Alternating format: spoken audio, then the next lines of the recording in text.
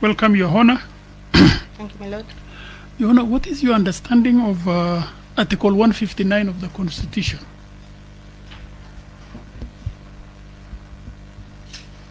Article 159 is a judiciary mandate which is derived from the people. In respect of substantive and procedural?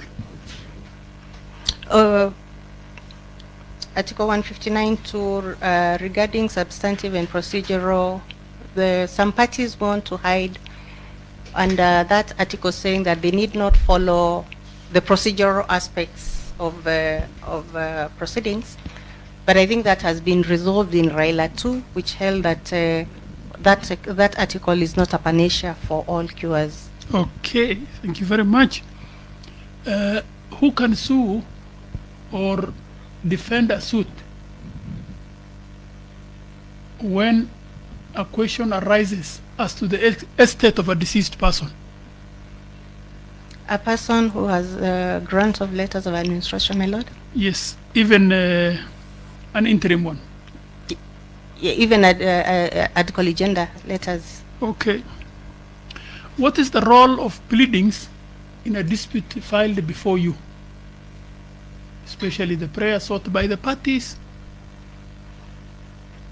and what you award in the final decision? What is the role?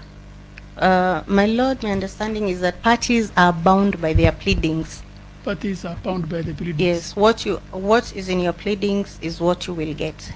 Okay, so as a judge or a magistrate, you cannot award outside what was pleaded by the parties. In some instances. In all instances. Not in all. You are bound by what their prayers are. You are bound by what their prayers are. Yes. So as a magistrate or as a judge, you cannot go outside and start giving what they didn't ask for. Okay. Yes. Is that what you did in the Busia case? Which particular one, my lord? The case involving the estate of the case involving some lady who was suing on behalf of her husband, your first case, in your sample of writings, where somebody applied for an order of permanent injunction from the property or the suit property, an order that the plaintiff defendant not to be sold.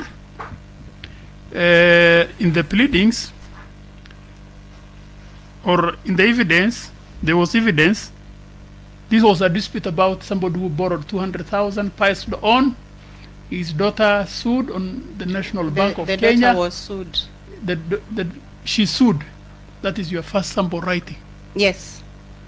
And where she did not exhibit letters of administration, and you said letters of administration for purposes of this suit cannot be a bar under Article 159 of the Constitution. You dealt with the matter, and then finally you entered a permanent injunction against the bank. And secondly, and the most worrying for me, you awarded 200,000. 400,000. 400,000 to be paid to the bank. Yes. Well, the evidence is there saying that they are willing to pay 600,000. Nobody applied for that order which you gave. The second order which they prayed was an order that the plaintiff defendant do enter into an agreement on settlement of the reasonable amount the bank is entitled to.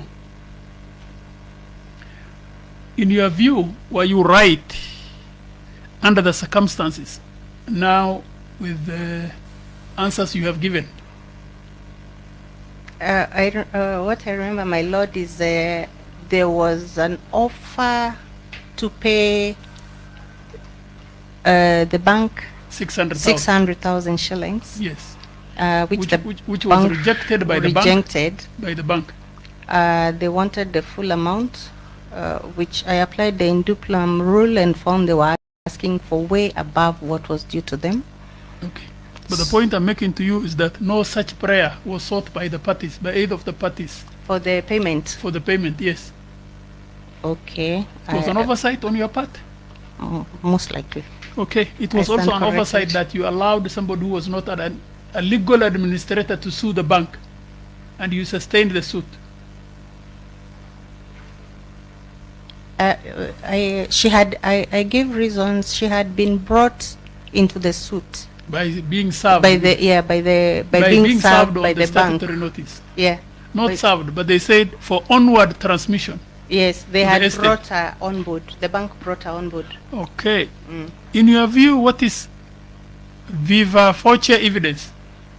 Oral evidence, verbal evidence. And who is entitled to give viva voce evidence, in your view? I normally say any party who is a witness can give viva voce evidence, but particularly in objection proceedings in succession matters, sometimes they may want to give viva voce evidence other than the affidavits. So your understanding of a viva voce evidence is what?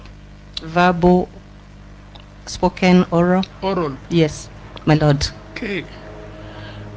In the second case, which you also mentioned, is what you call cohabitational marriage. Is there such thing in law? They know, your lordship. Okay. I wish you well. Thank you very much, Honorable CJ. Thank you. Thank you. Lordship. The next set of questions will be asked by Commissioner Judge Majanja. Yes, thank you, Chair, and good afternoon. Good afternoon, Judge. A few questions. I've looked at your writings, your recent judge decisions in the matter. You write well, clearly. Just want to ask a few further questions. Now, when you come to the High Court, one of the things you'll be getting on a daily basis are applications for injunctions. Yes, my lord. And I'm sure you're familiar with the case of Giela versus Casman Brown. Yes, I am. Many people can sing it. What I want to know is, you know the principles of Giela versus Casman Brown. Yes, my lord. You have to have a prima facie case. You have to have consider whether damages are an adequate remedy. And lastly, balance of convenience if you are in doubt. What has the Court of Appeal recently said about these three considerations? I have come across a decision that has added another aspect to the three. I knew it, I've forgotten it right now, but I remember these three were considered the core, but it had gone ahead to look at an additional consideration. Okay, let me put it this way. Any recent Court of Appeal decision that says how you apply those considerations, how you apply them. Okay, let me frame it another way. You have found that there is no prima facie case. Yes. You have said here there is no prima facie case.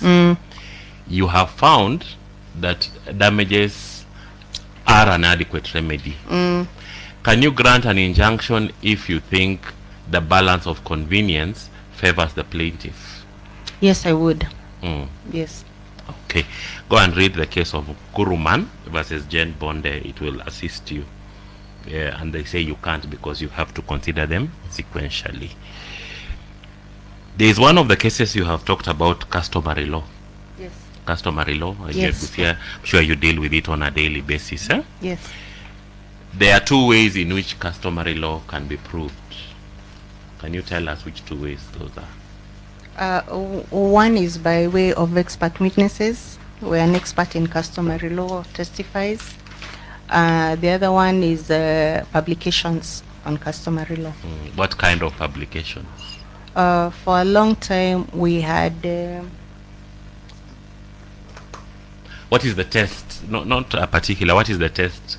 Of customary. If I woke up today and I said, I'm here, David Majanja from Kakamega, but I'm writing on Kikuyu customary law, is that a text you would take? No. It must be pass. It must pass peer review.